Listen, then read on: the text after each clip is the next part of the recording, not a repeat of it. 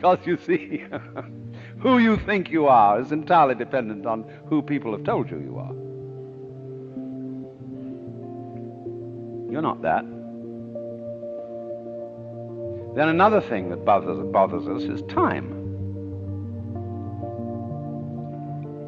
Most people nowadays say, I have no time.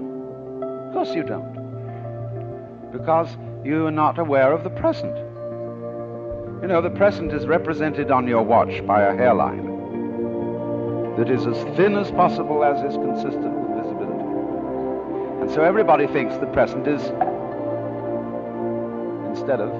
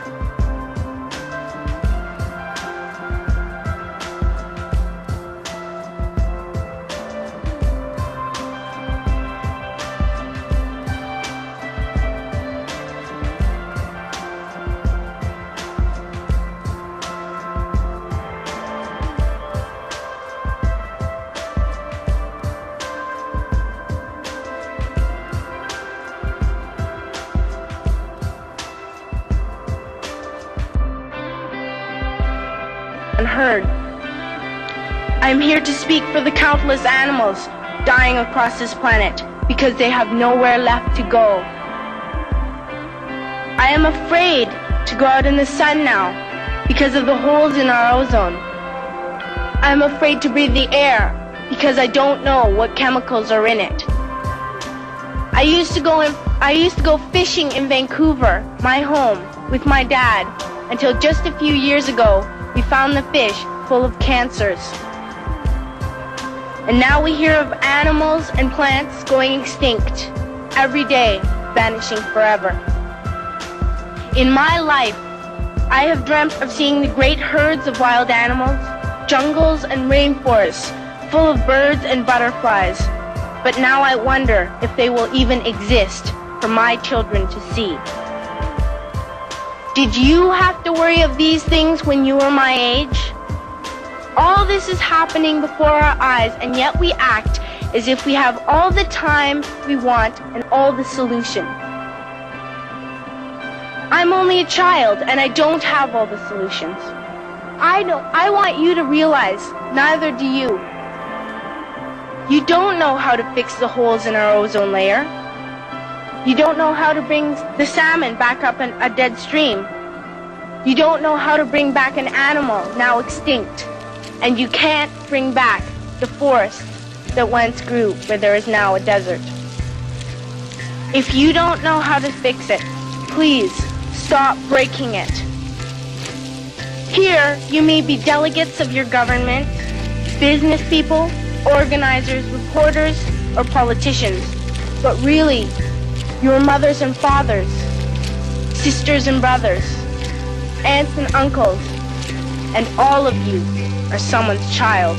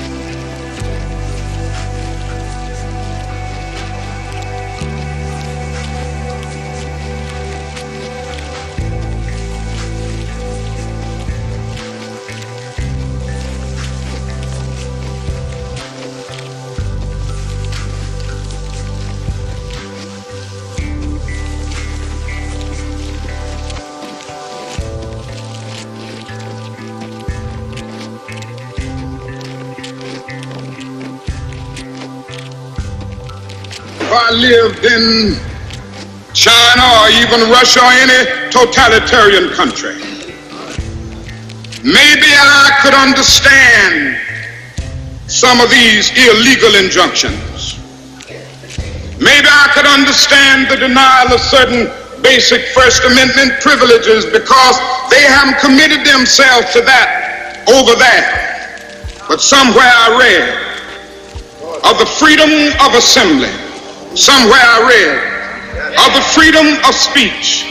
Somewhere I read of the freedom of press. Somewhere I read that the greatness of America is the right to protest far right.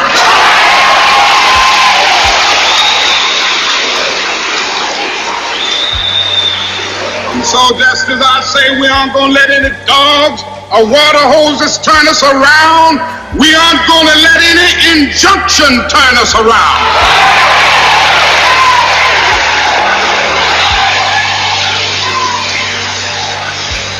Well, I don't know what will happen now. We've got some difficult days ahead. But it really doesn't matter with me now, because I've been to the mountaintop. I don't mind. Like anybody, I would like to live a long life. Longevity has its place. But I'm not concerned about that now. I just want to do God's will. And He's allowed me to go up to the mountain. And I've looked over and I've seen the promised land. I may not get there with you, but I want you to know tonight that we as a people will get to the promised land.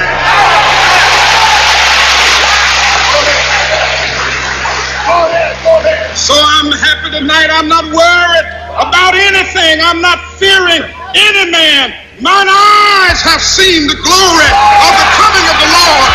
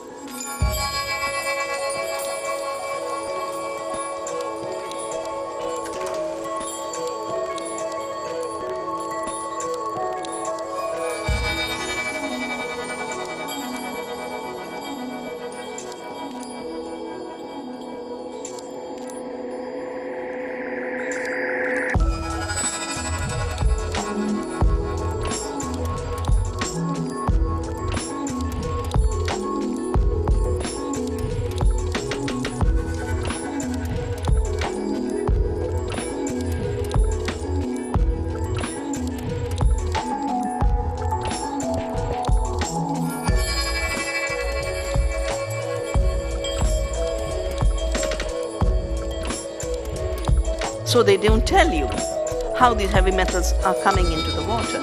So between the water level going down because of heavy extraction and what remains getting polluted with heavy metals, there's no drinking water left. In abundant regions, there's a water famine. And the most important case in this was a village called Platimada in Kerala. It must have been 2002, and I get an invitation from a community I don't know to say, come and celebrate 1 year of our fighting Coca-Cola with us. So I trotted off out of sheer inquisitiveness. You know, how could Coca-Cola be damaging the environment? And I learned everything. And when I was going back, I asked my Lama, who was leading the campaign, I said, my Lama, what do you want me to tell them when I get back today? And she just said, tell them when they drink Coke, they drink the blood of my people. And I can tell you, I haven't been able to touch a bottle of Coke even if I'm dying of thirst. Or a Kinley. Or the Dasani, they have different names in different parts of the world. Everything that generates growth is creating poverty in ecosystems because of that strange definition that if you produce what you consume, you don't produce. Now, nature produces and consumes in amazing cycles of nutrients, the carbon cycle, the nitrogen cycle, the cycles that keep this earth alive. But this regeneration is treated as non-production because the idea of GDP is how to extract the wealth from nature and society, and at that time to mobilize funds for the war, to buy all the armaments, to finance all the war research, and more importantly, to deploy all the military all around the world.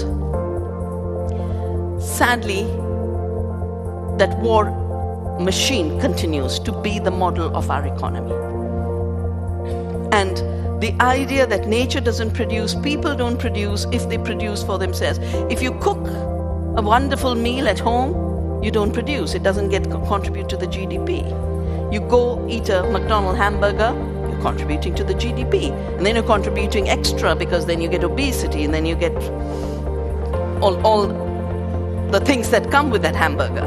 And it's a perpetual growth economy.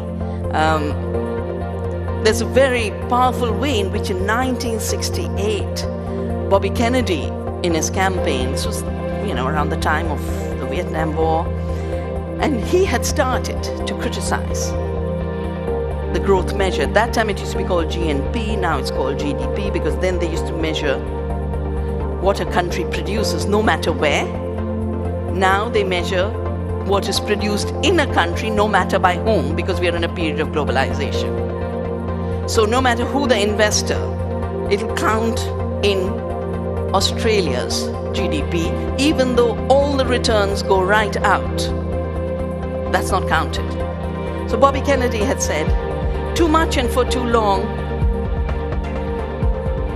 we have surrendered personal excellence and community values in the mere accumulation of material things.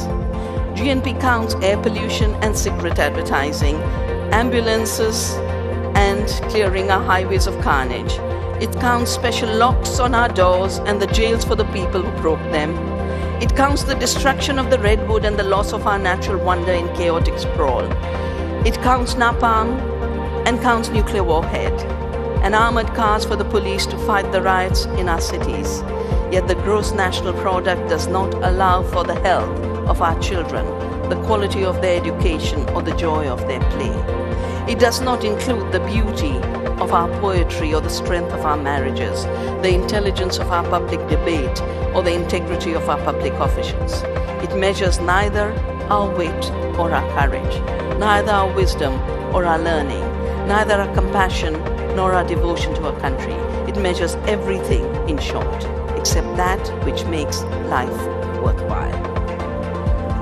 And if you look at different countries, whether it was the US in the time when they were really having growth, especially the period from the 1960s to the 1970s, their GDP tripled.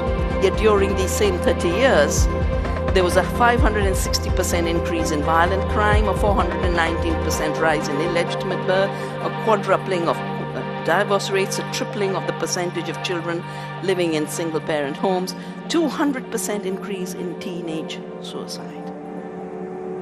And in India, which for the last decade was called emerging. Now, obviously an ancient civilization like ours can't emerge. But what was emerging was the GDP, you know, because suddenly GDP was guiding how our economic policy was shaped, but how our society was shaped.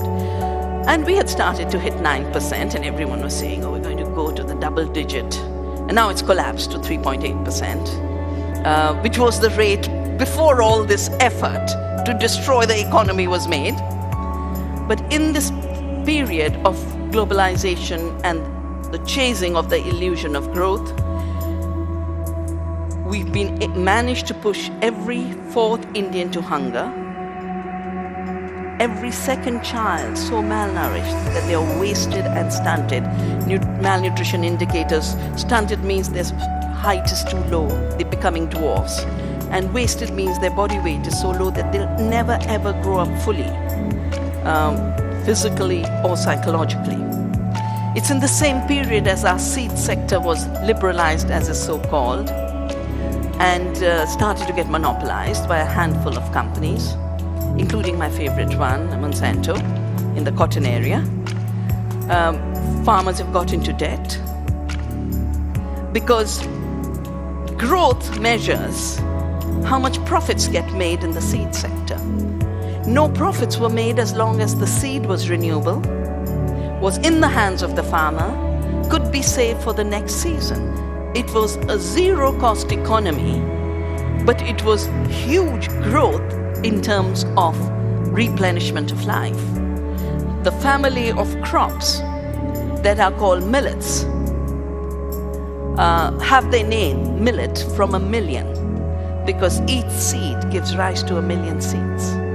And what can compare in abundance with the multiplication factor of 1,000,000 with each generation of planting? You can save a quarter, eat 50%, and still have enough to sell.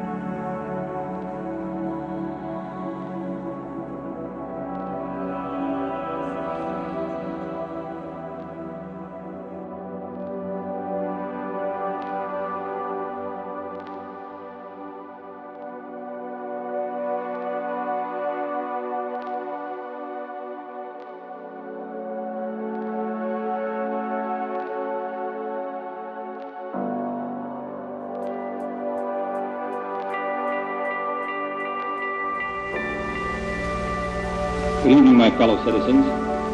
This afternoon, following a series of threats and defiant statements, the presence of Alabama National Guardsmen was required on the University of Alabama to carry out the final and unequivocal order of the United States District Court of the Northern District of Alabama. That order called for the admission of 2 clearly qualified young Alabama residents who happened to have been born Negro. That they were admitted peacefully on the campus is due in good measure to the conduct of the students at the University of Alabama, who met their responsibilities in a constructive way. I hope that every American, regardless of where he lives, will stop and examine his conscience about this and other related incidents. This nation was founded by men of many nations and backgrounds. It was founded on the principle that all men are created equal, and that the rights of every man are diminished when the rights of one man are threatened. Today we are committed to a worldwide struggle to promote and protect the rights of all who wish to be free. And when Americans are sent to Vietnam or West Berlin, we do not ask for whites only. It ought to be possible, therefore, for American students of any color to attend any public institution they select without having to be backed up by proof.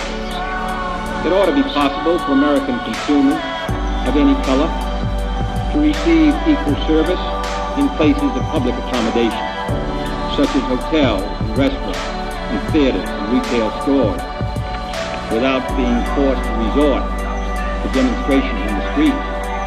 And it ought to be possible for American citizens of any color to register and to vote in a free election without interference or fear of reprisal. It ought to be possible, in short, for every American to enjoy the privileges of being American without regard to his race or his color. In short, every American ought to have the right to be treated as he would wish to be treated, as one would wish his children to be treated. But this is not the case. The Negro baby born in America today, regardless of the section of the state in which he is born, has about one-half as much chance of completing high school as a white baby, born in the same place on the same day. 1/3 as much chance of completing college. 1/3 as much chance of becoming a professional man. Twice as much chance of becoming unemployed. About 1/7 as much chance of earning $10,000 a year. A life expectancy which is 7 years short, and the prospects of earning only half as much. This is not a sectional issue. Difficulties over segregation and discrimination exist in every city, in every state of the Union, producing in many cities a rising tide of discontent that threatens the public safety. Nor is this a partisan issue. In a time of domestic crisis, men of goodwill and generosity should be able to unite regardless of party or politics. This is not even a legal or legislative issue alone. It is better to settle these matters in the courts than on the streets, and new laws are needed at every level. But law alone cannot make men see right. We are confronted primarily with a moral issue. It is as old as the scriptures and is as clear as the American Constitution. The heart of the question is whether all Americans are to be afforded equal rights and equal opportunities. Whether we are going to treat our fellow Americans as we want to be treated. If an American, because his skin is dark, cannot eat lunch in a restaurant open to the public, if he cannot send his children to the best public school available, if he cannot vote for the public officials who represent him, if in short he cannot enjoy the full and free life which all of us want, then who among us will be content to have the color of his skin changed and stand in his place? Who among us will then be content with the counsels of patience and delay? 100 years of delay have passed since President Lincoln freed the slaves, yet their heirs, their grandsons, are not fully free. They are not yet freed from the bonds of injustice. They are not yet freed from social and economic oppression. And this nation, for all its hopes and all its boasts, will not be fully free until all its citizens are free.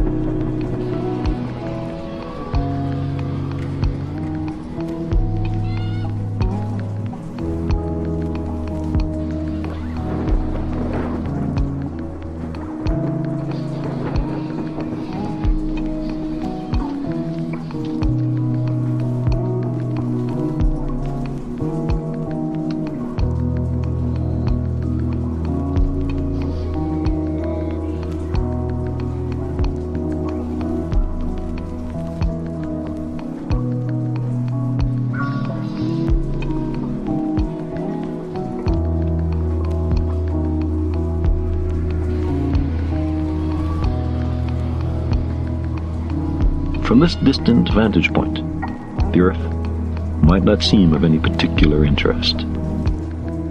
But for us, it's different. Consider again that dot. That's here. That's home. That's us. On it, everyone you love, everyone you know, everyone you ever heard of, every human being who ever was, lived out their lives. The aggregate of our joy and suffering, thousands of confident religions, ideologies, and economic doctrines, every hunter and forager, every hero and coward, every creator and destroyer of civilization, every king and peasant, every young couple in love, every mother and father, hopeful child, inventor and explorer, every teacher of morals, every corrupt politician, every superstar, every supreme leader, every saint and sinner in the history of our species lived there, on a mote of dust, suspended in a sunbeam. The Earth is a very small stage in a vast cosmic arena. Think of the rivers of blood spilled by all those generals and emperors, so that in glory and triumph they could become the momentary masters of a fraction of a dot. Think of the endless cruelties visited by the inhabitants of one corner of this pixel on the scarcely distinguishable inhabitants of some other corner. How frequent their misunderstandings, how eager they are to kill one another, how fervent their hatreds. Our posturings, our imagined self-importance, the delusion that we have some privileged position in the universe, are challenged by this point of pale light. Our planet is a lonely speck in the great enveloping cosmic dark. In our obscurity, in all this vastness, there is no hint that help will come from elsewhere to save us from ourselves. The Earth is the only world known so far to harbor life. There is nowhere else, at least in the near future, to which our species could migrate. Visit? Yes. Settle? Not yet. Like it or not, for the moment, the Earth is where we make our stand. It has been said that astronomy is a humbling and character-building experience. There is perhaps no better demonstration of the folly of human conceits than this distant image of our tiny world. To me, it underscores our responsibility to deal more kindly with one another and to preserve and cherish the pale blue dot, the only home we've ever known.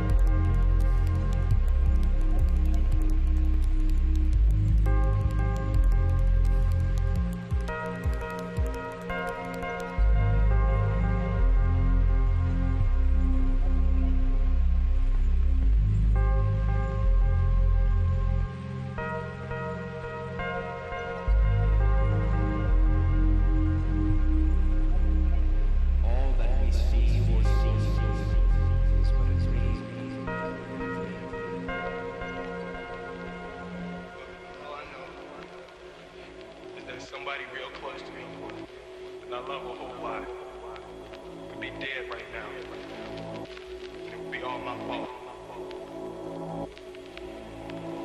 I'm sorry, man.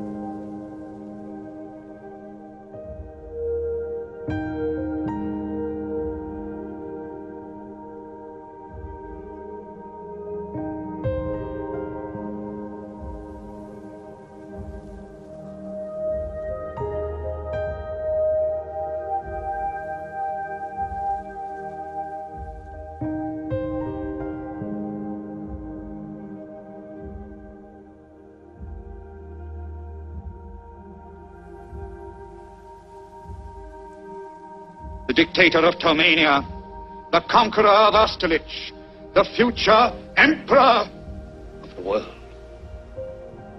Speak. I can't. You must. It's our only hope.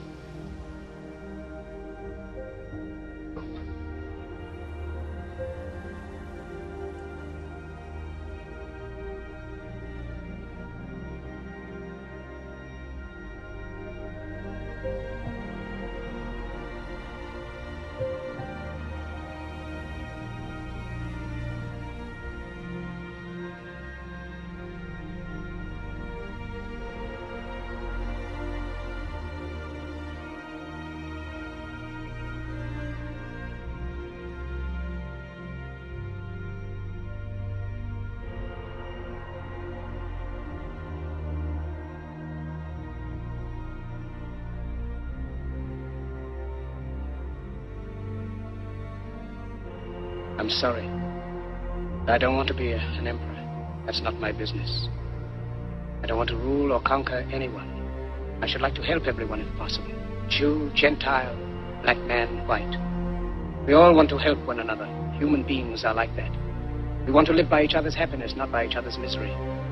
We don't want to hate and despise one another. In this world there's room for everyone, and the good earth is rich and can provide for everyone. The way of life could be free and beautiful. But we have lost the way. Greed has poisoned men's souls, has barricaded the world with hate, has goose-stepped us into misery and bloodshed. We have developed speed, but we have shut ourselves in. Machinery that gives abundance has left us in want. Our knowledge has made us cynical, our cleverness hard and unkind. We think too much and feel too little. More than machinery, we need humanity. More than cleverness, we need kindness and gentleness. Without these qualities, life will be violent, and all will be lost. The aeroplane and the radio have brought us closer together. The very nature of these inventions cries out for the goodness in men, cries out for universal brotherhood, for the unity of us all. Even now, my voice is reaching millions throughout the world, millions of despairing men, women, and little children, victims of a system that makes men torture and imprison innocent people. To those who can hear me, I say, do not despair. The misery that is now upon us is but the passing of greed, the bitterness of men who fear the way of human progress. The hate of men will pass, and dictators die, and the power they took from the people will return to the people.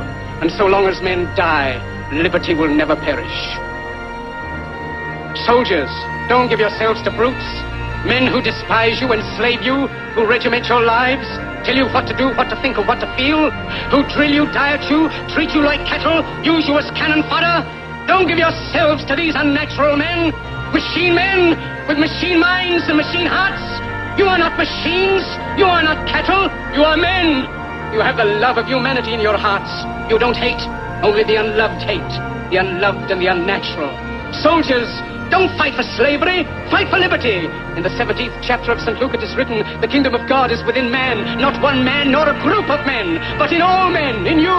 You, the people, have the power to create machines, the power to create happiness.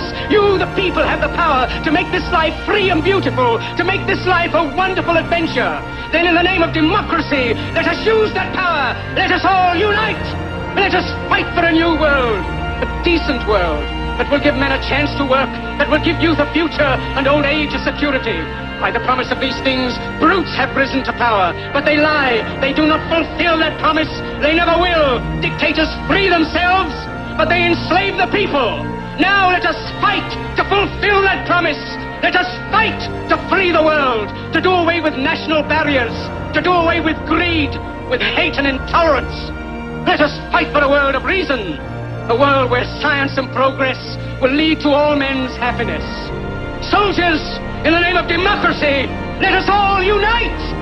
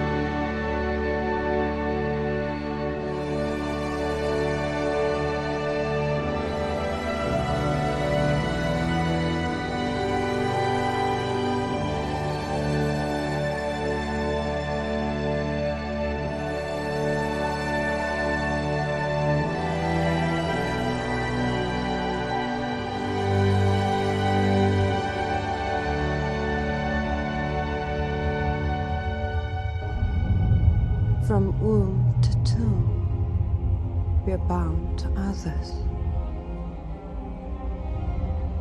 past and present.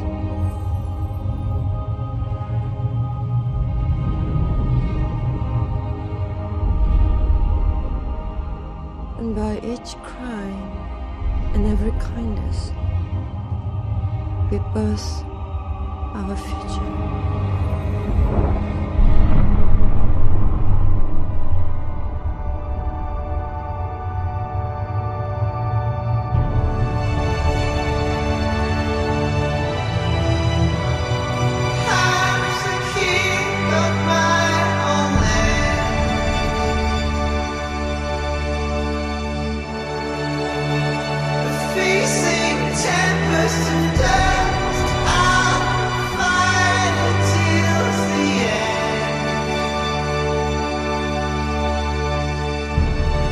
Creatures of my